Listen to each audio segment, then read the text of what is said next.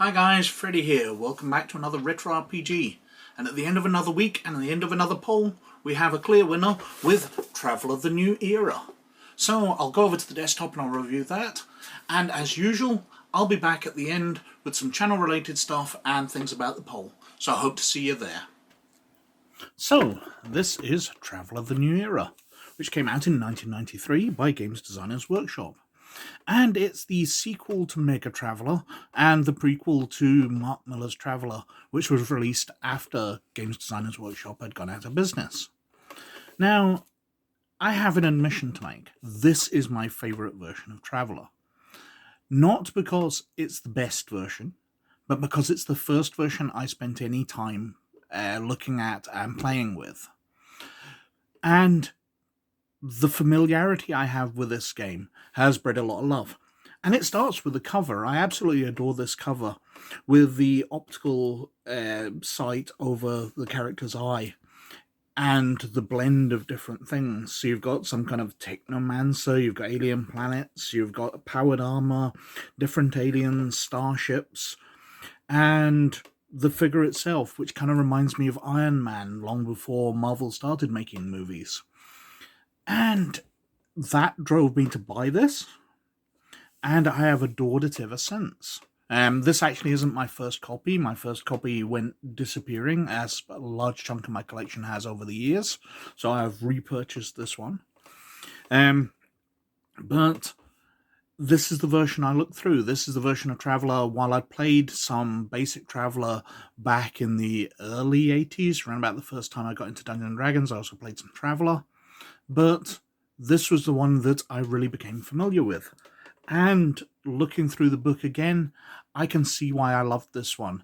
It just has so much in it. But let's start having a look through. Let's start at the back cover. A civilization ready to reawaken, but it cannot do so by itself.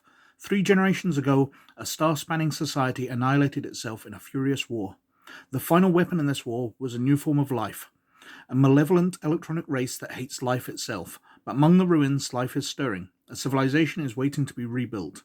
You are one of those rebuilders, and you know that to regain the stars, humanity must be willing to pay the bill for a generation of carnage and destruction. That bill can only be paid with audacity, courage, and dogged determination. You are bold enough to pay that price, because you've seen what passes for existence in the ruins of a civilization, and it's not good enough, not by a long shot. Winning the stars was never easy, but you're going to make that new future, one world at a time. It's time for a new era. Inside Travel of the New Era, you'll find everything you need to create an entire universe of limitless adventure. A character generation system with over 40 careers and 100 skills, from wilderness survival to Starship astrogation. A fast, simple task and combat system compatible with GDW's Twilight 2000 and Dark Conspiracy games. A colourful and innovative vector-based starship combat system that provides rich tactical detail but which can be played without a map. World generation which lets you design entire universes from stars to planets and the creatures that live on them. Detailed starships, high-technology weapons and vehicles. A new era is waiting. Take charge of it with Travel of the New Era. So that's the situation with Travel of the New Era. That the imperium of man has fallen. Whatever civilizations out there got destroyed in a war, which released a artificially intelligent computer virus. And the rules in here go in, because obviously these viruses are left in a lot of technology. And that's one of the risks. So you've got all the usual risks of going out into space, meeting aliens, space pirates, the new ways that civilizations have sprung up, but also the ruins of the old civilization, which has high-tech which you might want to try and regain. But that technology may very well be riddled with a computer virus, which is programmed to infect your technology and take it over, but might also be programmed to destroy you. The viruses have a number of personalities, which we'll skip on to as we go through. So, inside. Well, we can see, first of all, we've got the standard Games Designers Workshop standard artwork, which is nice. They were extremely accomplished by this point, and I have no complaints with any of the GDW books, from Space 1899, Twilight 2000, Traveller 2300. They all look lovely. Now, the table of contents is a bit dense and packed, but it helps you locate stuff, so I'm not going to complain too much. Got the standard introductory section and the history as we go through all of the space history, going up through Traveller, Mega Traveller, right up to Traveller the New Era itself. Got a map of charted space. And then we're straight into the character creation system. Well, this is the standard Games Designers Workshop system, where you are taking your character through various careers. So we've got types of characters here, their homeworlds, homeworld die generation, your attributes, and a wonderful illustration of the UPP. So every character in Traveller, from the basic Traveller to more recent ones, has the UPP, the Universal Personality Profile, which comes out like a kind of barcode. But it decoded, it comes out to the different attributes. So you've got strength, agility, constitution, intelligence, education, charisma, psionics, and social standing. So instead of having the attributes laid out on a standard character sheet, you've got this UPP code, which makes so much sense. I wish people had used this more in a cyberpunk type game to make it a barcode, because that would make a lot more sense. But it's wonderful that they used it in Traveller, which is a science fiction game. Barcodes just seem a bit science fiction-y. Or maybe I'm getting terribly old. Anyway, carrying on through, we've got different honorifics for your social standing. We've got background skills. And we've got the careers. So explaining how they go through them, so you can get special duties and ventures within your careers. Ending character generation, the skills, different skill clusters, contacts you might have made during all your careers. Because the one thing this system really does do is make a fleshed out character. You've got your age, so effects of aging, because while it might be advantageous to carry on with your rank through the Navy or whatever, going up to an admiral and getting your own starship, coming out of play at like the age of 97 to 101 and having various attribute losses won't be advantageous. So it balances it out. You can gamble with that you can be the more robust younger character, or you can start getting the effects of age, but have lots more skills and advantages from your careers. Initiative, starting money and initial equipment, starships you might have, so depending on your career you might get a scout ship, a trader ship, a yacht, a lab ship, or a warship. And then we're on to the careers. So, undergraduate university, military academy, graduate university, law school, medical school, flight academy, going through all the different types of education. And then you're onto your civilian occupations. Maybe you're an athlete or an attorney. Maybe you're a barbarian, because technology has been completely wiped away on certain planets, so perhaps you come from one of those. A computer operator, a programmer, a corsair, farmer, hunter, just everything possible. And we carry on through them. Maybe you're a merchant marine or a mercenary. Maybe you're a scientist or a psionic researcher. And you've got your military careers. Maybe you're in the army or in aviation. Maybe you're a marine or in the navy or special operations, or even in the wet navy. So actually in the water navy itself, a more traditional time instead of the space navy. We've got the career entry requirements there. Table of ranks. So depending on your careers, you might go up through them. So if you are, where's the wet navy? Go from space recruit right up to Grand Admiral. Got NPCs, alien NPCs here. Motivations made from drawing cards. So a very random system indeed. Got some generic NPCs there. Alien template NPCs. The Aslan, the Zodani, the Droin. Then we've got more detail on the New Era with a large section on the virus. So talking about how it's created as a weapon and then it evolved, because the virus itself was designed to evolve to avoid being destroyed. But it evolved beyond that. And we've got the various strains, because the virus reprograms itself, and there's various strains. So you can get suiciders, ones which just try and destroy the computer they're in. Suicide inducer, so something which won't destroy itself but will create lots of suiciders into everything it's connected to.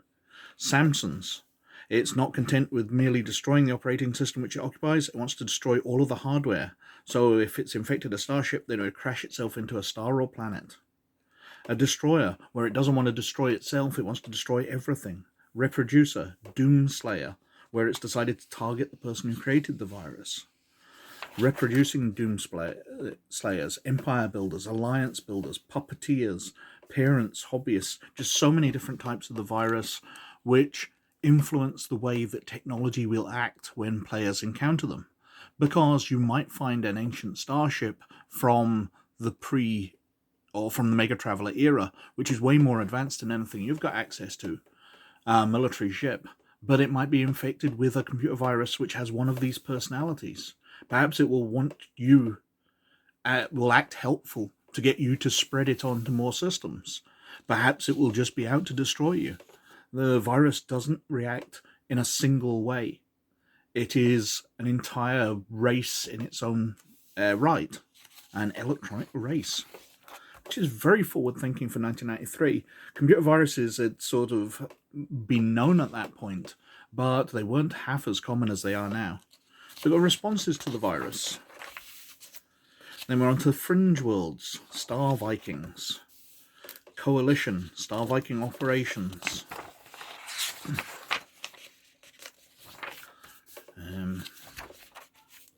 The Wilds.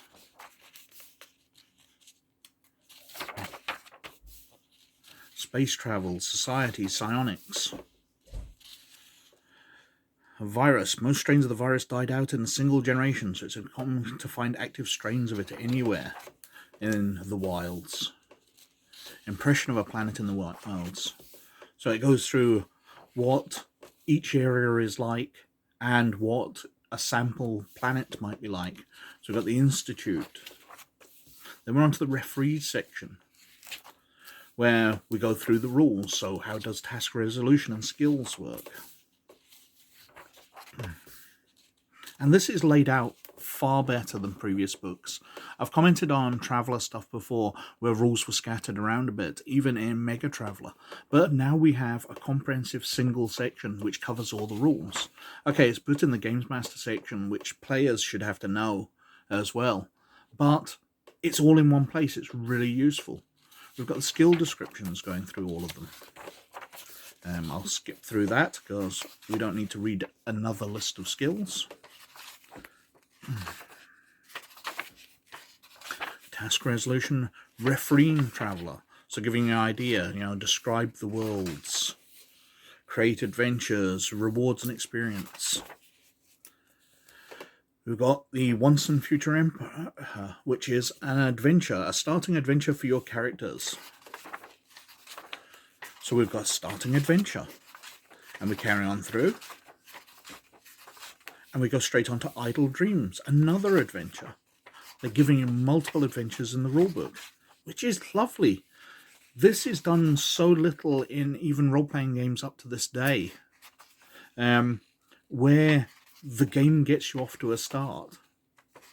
And that's just nice. I loved role-playing games which did that. It's perhaps not as useful, because if all the players have the book, then they might have read the adventure. But if you're introducing the game to some new people and you're the only one with a rulebook, that is just so handy. And then we've got some alternate settings to different places. So the Spinwood States, Pocket Empires. Then we're on to Worlds and Travel. Now these sections are extremely robust and well done, because this is very similar to the Mega Traveller sections, which were all about how to create worlds. Traveller has covered this so well in virtually all of its editions. Lots and lots of charts, obviously, so you can work out the lore levels, technology levels, what number of starports there are and what quality they are. The horizon, so how far it is to the horizon, depending on the diameter of the planet. Orbit zones. Absolutely tons of things in here. What are we up at? 45 different things you can roll on to generate your planet and make it different. Then we've got standard rules for wilderness travel. And obviously there's a lot here for animals because the technology might have been left and the world's gone back to riding around on horses. Foraging. Unusual plants and natural disasters for the alien planets you visit. Exploring star systems. Then we've got the large section on animals. Animal attacks and weapons. Got different tables there. Sorry, I think I've skipped a page. Yep. Animal motivations, and then we've got lots of tables to generate what kind of animal encounters you might have on your planet. Then again, very similar to the Mega Traveller one, the space travel section, which talks about how you would operate a starship, how you're going to make profit while traveling around, paying your crew, what interplanetary travel's like, operating procedures. What we got here as well, starship encounters, so random encounters for your starship. Trade and commerce, how it works between planets, so you can work out whether you're going to make money from taking your trading starship, if you're going to be the next Han Solo taking your stoplight freighter around the galaxy. Trade and commerce flowcharts, just so much based around creating a realistic world which your players can exist within. Equipment maintenance and repairs. Then we're onto the psionics section with various psionic skills, telephysics, self. Then we're onto robots. So robots obviously can be infected with the virus, or they can just be ordinary robots. So it mentions there's different types of robots there. So you can get ordinary sort of maintenance type droids, which will be used for lifting things around, or you can get security droids or robots. We're onto the combat section for planetary combat. Combat resolution for melee combat, armed melee combat, direct fire. All of this looking very familiar if you've seen the Traveller rules before. Continuing through that, we should reach the space combat soon. But we've got wounds and damage, burn damage, falls, poison. Very comprehensive rules trying to cover every eventuality. And that's possibly one of the reasons why the New Era is my favourite version. Because in all the other versions, they do seem a little stripped down and don't cover every eventuality. But perhaps that's these rules being too rules heavy. So I think that might be very much dependent on your style of games mastering. Perhaps these won't be for everybody. Anyway, we've got wound effects, healing, and then on to the vehicle combat. Even talking about sort of sailboat movement and boat collisions. Firing from flying vehicles. Damage from fire. Vehicle hit locations. Armor equivalency. Other combat related issues. It really does try to fill everything. There's a lot of text in here. Perhaps it's a bit too dense for people, but I think you're really getting value for your money with these rules. I like them so much. Environmental effects, and then we're on to the space combat. Encounter resolutions, resolve maneuvers, resolve combat, different types of weapons, energy weapons and missiles. Just look at that, just a block of text going through everything from defensive weapons, your beam weapons, your sandcasters, your nuclear dampeners, meson screens, your hull surface locations where your ship can get hit, and damage can be allocated out to different areas. Effects of damage and all the different systems which can be hit. So perhaps the computers are damaged, or the gravitic compensators, or the jump drive. Space combat charts, very chart heavy, Something I usually don't like, but for some reason Traveller New Era managed to sell me on it. Using miniatures with Traveller. Then we're on to the equipment and technology section, so it explains about the technology levels. Then we've got large equipment lists, from explosives going black powder up to plastic explosives, medical equipment, medical scanners, drugs, personal transports, vac suits, filter respirator combination there, wilderness exploration and survival equipment, different types of computers, vision enhancement equipment, psionic shield helmet. And we've got remote deployable passive sensor, so different sensors you can use, satellites, Starship Weapons, what a turret will look like when it's down and closed up, slug throwers, weapon descriptions, going through every type of weapon here, from 7mm carbines. What else we got? Different revolvers, lasers, heavy weapons, flechettes, high energy weapons, plasma rifles, fusion cannons. We're on to armor with the battle dress, which I always found, and I've commented on before, as a really odd name for powered armor. Different types of melee weapons. Then we're on to vehicles, going from traditional looking cars and trucks up to more high-tech air rafts, G-carriers, speeders, grav bikes, the gravity tank.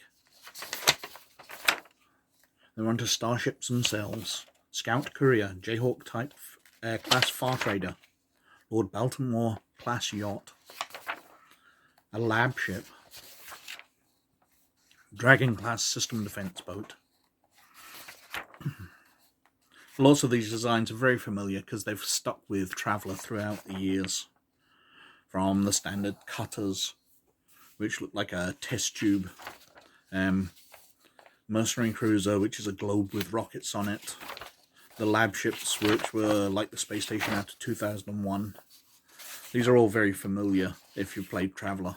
And then we're reaching the very end, which has your character generation worksheet to take you through all the stages of it, and then a character sheet itself with your UPP personality profile, which details what all the stats are for, but lays it out like our barcode, as I've said before. Ammo NPC records, combat task summary, and an index at the end. So that is Traveller the New Era. As I said, it's my absolute favourite version of Traveller because of familiarity. I don't necessarily think it's the best version, but it's the version I love most. So many things that I generally hate about role-playing games, having way too many tables. Traveller the New Era has all of those, but they just seem so darn useful, so I do like them in this. So that was Traveller the New Era, and that won the poll this week. And at the other end of the poll, even though I've not been dropping things, Luna Rising for the Trinity role-playing game received 0 votes this week, which is a first. I've never had anything get absolutely 0 votes. So I'll take the hint from you that you don't want that, and I'll drop it out of the poll. So there's 2 spaces this week for new games to go in. So I'm putting in the Complete Psionics Handbook because I mentioned it during my coverage of the Thri-Kreen book for Dark Sun, because Dark Sun does use the Psionics Handbook quite heavily. So I thought it'd be interesting to cover that. And also, I thought I'd go back to Paranoia, because I've got a bunch of Paranoia books up there which I haven't touched for absolutely ages. So instead of going for one of the campaign settings like Hill Street Blues or Hill Sector Blues, I decided to go for an expansion to the game called Acute Paranoia. So we'll see how that works out. And I think I've whittled on for quite long enough as usual. So thank you very, very much for watching. But most of all, as always, you look after yourselves, and I'll catch you later. Bye now.